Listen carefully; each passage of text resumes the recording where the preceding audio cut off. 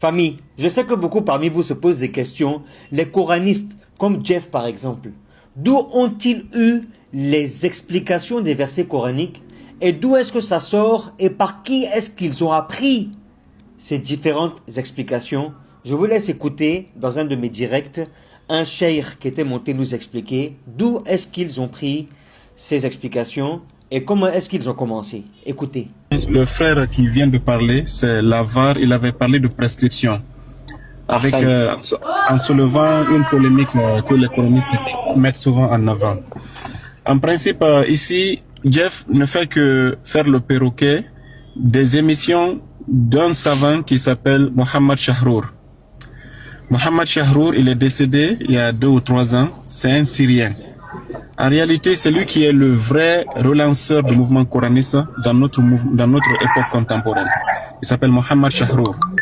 Et c'est lui qui, dans ses livres, il a écrit 4 livres, il n'a pas écrit beaucoup, mais dans ses livres et dans ses vidéos YouTube, il a dit il y a différence dans le Saint-Coran entre Farida et Kitab. Quand Allah dit Kataballahu ou Kutiba alaykum siyam, il dit que Kataba, c'est prescrire. Et Farada, c'est rendre obligatoire. C'est lui qui a été le premier. Donc, qu'est-ce qu'il a dit? Il a dit, comme Allah dit, Inna salata kanat ala al-mu'minina kitaban, la prière est une kitab. Laysa farida, il dit que la prière n'est pas obligatoire. Il dit c'est kitab. Quand Allah dit Kutiba alaykum siyam, que le jeûne n'est pas obligatoire, c'est une prescription. Donc, si Jeff est en train de faire le perroquet, il mélange les sujets aujourd'hui, ça ne vient pas de lui. Il est en train d'écouter Chahrour dans les vidéos YouTube et puis il vient faire semblant que c'est lui qui est en train de faire des réflexions. Mais celui qui ne connaît pas là où il puise, sinon il ne fait que faire de copier-coller. Maman Chahrour voit que ça sur YouTube aujourd'hui.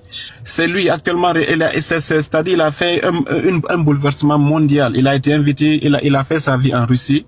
Après, quand il a commencé son mouvement-là, les Occidentaux l'ont récupéré, ils l'ont financé. Il était invité à Paris, à la Sorbonne, à Londres.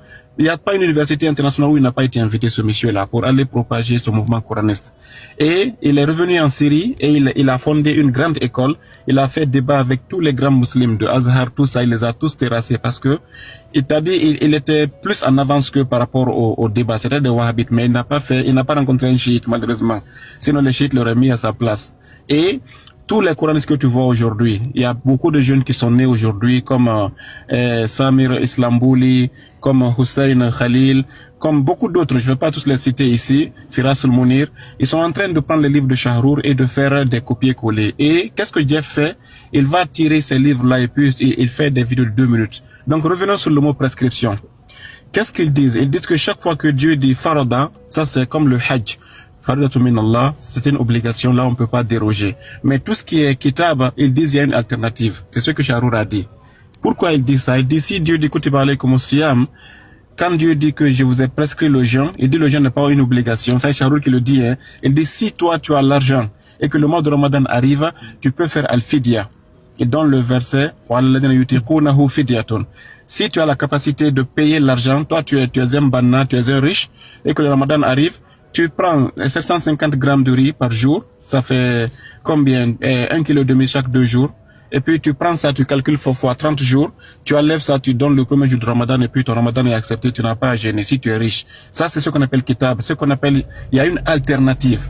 Ça c'est Chahrour qui l'a inventé, hein, que chaque fois que Dieu dit kutiba alaykum, c'est que si tu lis en bas, tu verras il y a une forme d'alternative, c'est une option, c'est pas une obligation.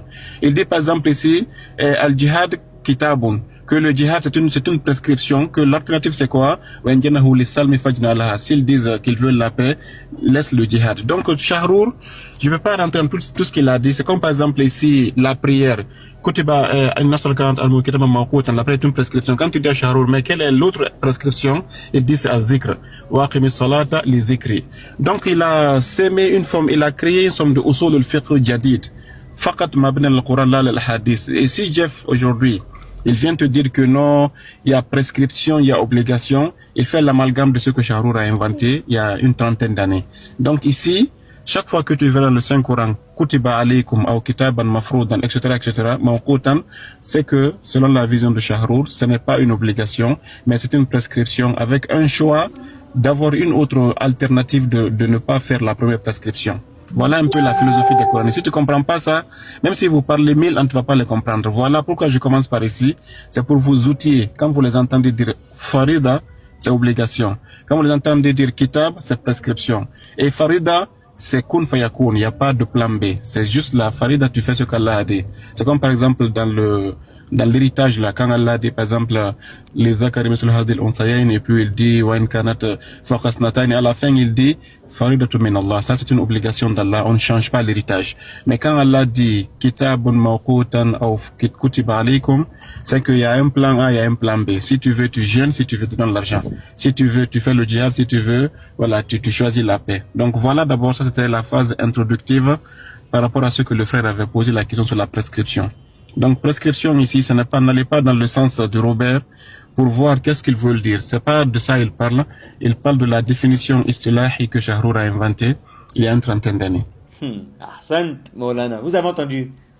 En fait, cette personne-là a été utilisée par les Occidentaux là pour venir nous nyarami ici.